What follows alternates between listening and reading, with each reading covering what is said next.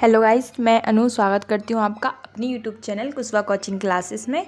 और आज हम आपको यहाँ बताने वाले हैं हमें किस प्रकार बोर्ड एग्ज़ाम्स की तैयारी करनी है और किस प्रकार से हमको पेपर अच्छे से देना है। ठीक है, तो हम किस प्रकार बोर्ड एग्ज़ाम की तैयारी कर सकते हैं, इस वीडियो को आप पूरा देखिएगा।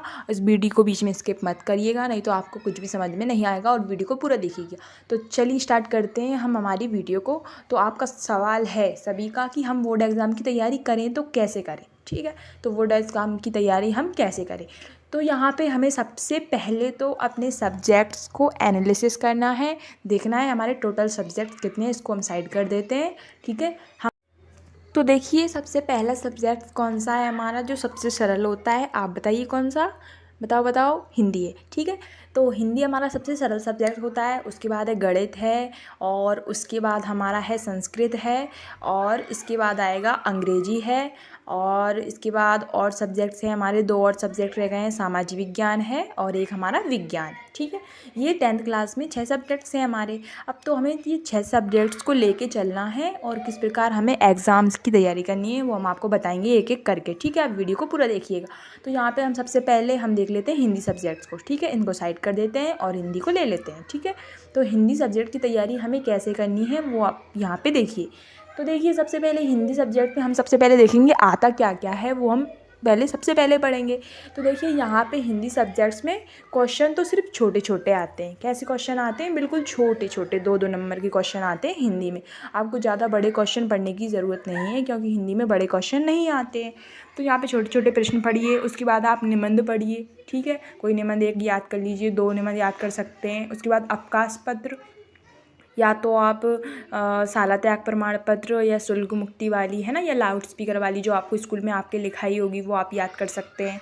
ठीक है, और उसके बाद हम गद्य की विधाएं जो होती है ना, रीतिकाल की विशेषताएं, भक्तिकाल की विशेषताएं, उनको पढ़िए। वो सबसे ज़्यादा मोस्ट है और वो एग्ज़ाम में पूछी जाती हैं। ठीक है, उसके बाद है हमारा यहाँ पे कवि परिचय और लेखक परिचय। तो कवि परिचय और लेखक परिचय 4 नंबर के आते हैं, तो वो हमें सबसे पहले उनकी भी तैयारी करनी पड़ेगी, है ना। तो कभी को आप यहाँ पे अगर आपको पता नहीं है किस किस की तैयारी करनी है, तो आप हमें कमेंट बॉक्स में लिख सकते हैं, हम आपको मोस्ट बता सकते हैं। ठीक है, तो यहाँ पे देखिए कवि और लेखक परिचय हमारा हो गया है। और उसके बाद और भी बहुत सारी चीज़ें हैं, जैसे कि अपठित गद्यांश, वो तो आप पढ़ ही सकते हैं, है ना। क्वेश्चन छांट के लिखना है, ये तो नॉर्मल बात है, छोटा बच्चा भी कर लेता है। और उसके बाद संदर्भ प्रसंग व्याख्या, है ना, इनको भी पढ़ना है, ये भी 4 नंबर की आती है। तो ये सब कुछ आपको अच्छी तरीके से पढ़ लेना है। अगर इतना आप पढ़ लेते हैं तो 80+ आप स्कोर कर सकते हैं, बिल्कुल ठीक है। पर ये है, आपको पढ़ना पड़ेगा ये सारी चीज़ें बहुत अच्छी तरीके से। ठीक है, अगर आपको ये याद नहीं है तो आप 80+ से नीचे ही स्कोर कर पाओगे, इससे ऊपर आप नहीं जा पाओगे। ठीक है, इतना अगर आपको है तो 80+ तो आप कर ही जाओगे। ठीक है, और उसके बाद देखिए अगला सब्जेक्ट ले लेते हैं हम संस्कृत। अब देखिए संस्कृत में हमें क्या पढ़ना है, क्योंकि संस्कृत तो सबसे सरल सब्जेक्ट है, लगता है हमको, लेकिन नहीं है, इतना सरल नहीं है संस्कृत। देखिए यहाँ पे सबसे पहले हमें क्या पढ़ना है, संधि समास, है ना, और उसके बाद अव्यय प्रत्यय, ये बहुत सारे होते हैं, ओटी में पूछे जाते हैं ये। ठीक है, और क्या पढ़ना है हमें यहाँ पे, प्रश्न पढ़ना है ना, प्रश्नोत्तर, निबंध, अवकाश पत्र, ये सब पढ़ना है। ठीक है, अब उसके बाद और क्या पढ़ सकते हैं हम संस्कृत में। तो देखिए अपठित गद्यांश आते हैं संस्कृत में, तो वो उसमें से जो क्वेश्चन कुछ हमें 5 क्वेश्चन दिए होते हैं, है ना, उसमें से हमें ऊपर जो पैराग्राफ दिया होता है उसमें से छांट के जो क्वेश्चन का आंसर लिखना होता है ना, वो तो आप आराम से कर सकते हो, उसको बिना पढ़े भी कर सकते हो। ठीक है, और उसके बाद और क्या आता है, अगर इतना करते हैं तो आप 80+ तो कर ही जाएंगे। ठीक है, और भी संस्कृत में बहुत कुछ आता है, हमें ठीक से याद नहीं है। ठीक है, अब हम विज्ञान का बताएंगे। ठीक है, तो विज्ञान में देखिए आपको प्रश्न, और जो प्रश्न 2022 में आए, 21 में आए और 2020 में आए, वो प्रश्न आपको सबसे पहले पढ़ना है, क्योंकि उन प्रश्नों के आने की बहुत ज़्यादा संभावना है। और ओटी आपको पढ़नी है बस। विज्ञान में तो इतना ही आता है, ये भी बहुत सरल सब्जेक्ट है। ठीक है, आपको कठिन लगता है पर ये बहुत कठिन सब्जेक्ट नहीं है, क्योंकि इसमें सिर्फ 2 चीज़ पढ़नी है, क्वेश्चन आंसर और ओटी।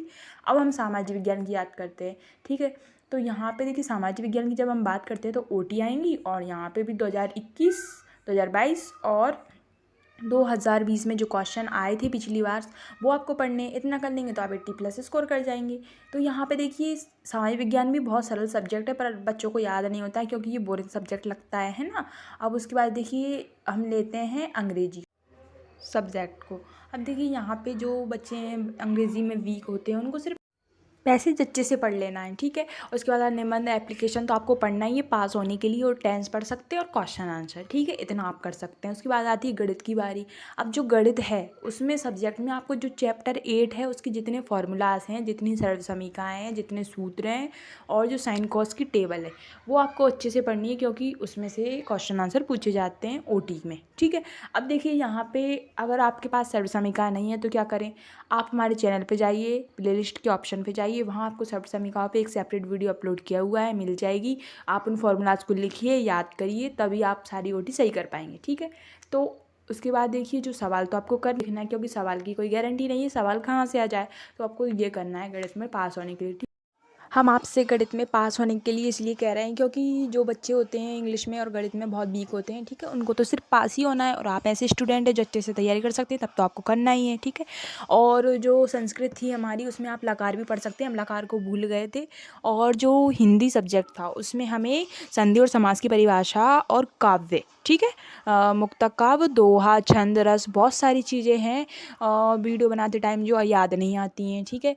तो आप उनको अच्छे से पढ़ लीजिएगा, है ना, सबको आप अच्छे से तैयारी कर लीजिएगा, ठीक है। तो वीडियो पसंद आई तो वीडियो को लाइक कर दीजिएगा और चैनल को सब्सक्राइब कर बेल आइकन को प्रेस कर लीजिएगा। मिलते हैं अगली वीडियो में, तब तक के लिए राधे राधे।